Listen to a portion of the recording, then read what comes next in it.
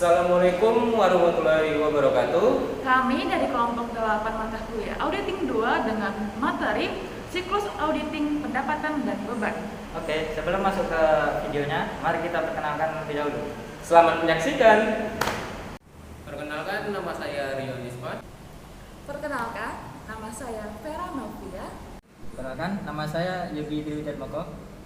Baik, yang pertama di sini saya akan menjelaskan tentang apa itu audit pendapatan. Nah, di sini siklus pendapatan adalah aktivitas yang terkait dengan pertukaran barang dan jasa dengan pelanggan dan pengumpulan kas dari pendapatan. Adapun tujuannya yaitu untuk lebih ke perusahaan dagang, ke penjualan kredit, penerimaan kas, dan penyesuaian penjualan. Lalu selanjutnya ada akun atau rekening yang terpengaruh pada siklus pendapatan. Yang pertama ada penjualan, piutang dagang, harga pokok penjualan, kas, persediaan barang dagang, potongan penjualan, retur penjualan, kerugian atau biaya piutang tak tertagih, lalu adanya cadangan kerugian dan piutang. Lalu selanjutnya ini ada risiko bawaan pada audit siklus pendapatan. Nah, di sini juga ada faktor yang menyebabkan tinggi risiko bawaan siklus pendapatan, yaitu seperti volume transaksi yang tinggi, penentuan waktu pengakuan pendapatan berkaitan dengan standar akuntansi yang ambigu.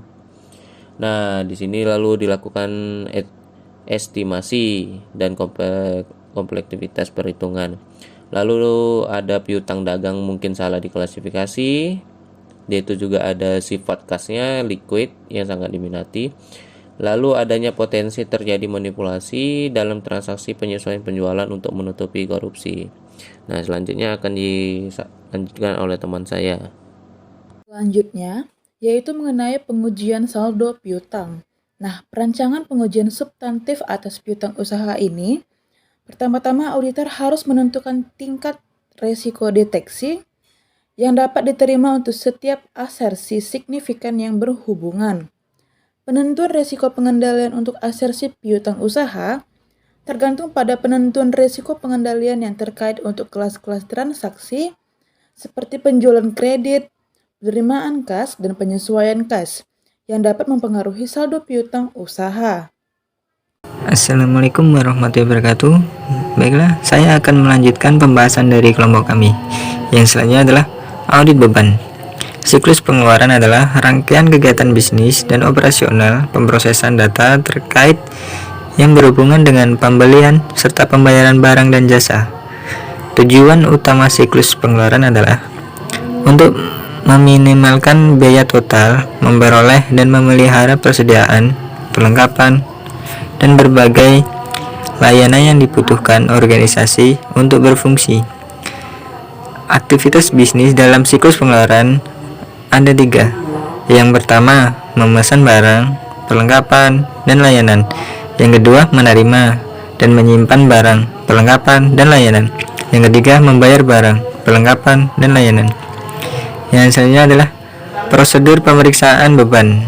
Di sini ada 11 poin. Yang pertama, meminta buku besar atau buku pembantu rincian masing-masing jenis beban, kemudian cocokkan dengan saldo biaya untuk laporan laba rugi. Nah, yang kedua, meminta SK direksi yang mengatur jenis beban, misalnya yang mengatur biaya gaji, honor, jasa, produksi.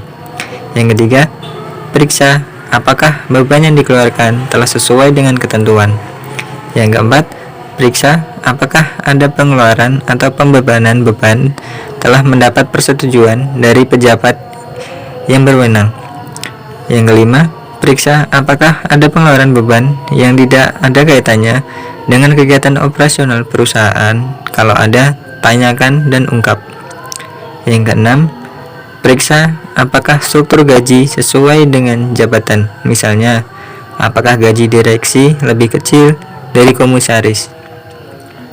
Yang ketujuh, periksa apakah semua pengeluaran beban telah didukung oleh bukti-bukti yang akurat dan sah. Yang kedelapan, menentukan ketetapan sistem pengendalian intern atas beban. Yang kesembilan, menentukan kebenaran jumlah beban.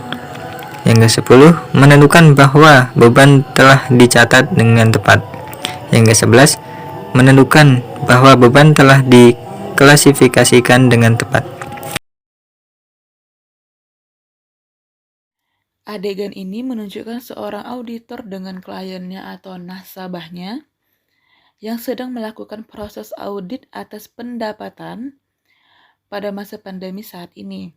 Nah, pada masa pandemi saat ini, penting buat kita untuk dapat menjaga kesehatan dengan mengikuti protokol kesehatan, seperti menggunakan masker dan juga menggunakan hand sanitizer sebelum bertransaksi.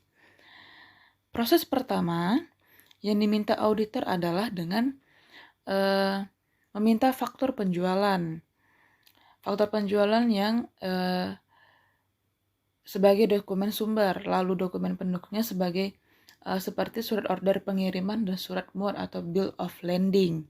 Nah, yang selanjutnya yaitu jurnal atau catatan akuntansi seperti jurnal penjualan dengan mencatat transaksi penjualan, lalu mencatat kos produk yang dijual, serta mencatat piutang kepada debitur untuk mencatat piutang usaha.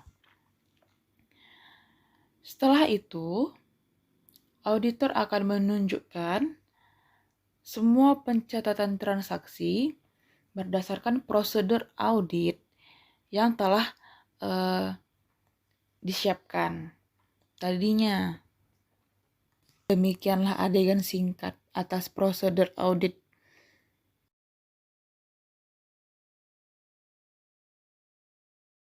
Selanjutnya itu adegan singkat tentang prosedur audit atas beban. Nah, adegan singkat ini menunjukkan bahwa seorang auditor dan kliennya yang akan melakukan transaksi pada masa pandemi sekarang ini. Nah, teman-teman bisa lihat bahwa pada saat kliennya atau nasabah datang, auditor mempersilahkan untuk hand sanitizer terlebih dahulu dipakai oleh kliennya. Nah, tetap dengan menggunakan protokol kesehatan dan juga menggunakan masker. Lalu, prosedur pertama yang diminta auditor adalah dengan meminta buku besar untuk jenis beban, lalu meminta SK direksi, lalu memeriksa beban apakah beban yang dikeluarkan sesuai dengan ketentuan perusahaan, lalu melihat apakah semua pengeluaran beban telah didukung oleh sesuai dengan suatu bukti yang akurat dan sah. Nah, demikianlah adegan singkat atas prosedur audit dalam pendapatan dan juga beban. Sekian hasil dari kelompok 8. Semoga dapat bermanfaat buat teman-teman yang melihat. Lebih dan kurang kami mohon maaf. Terima kasih dan sampai jumpa.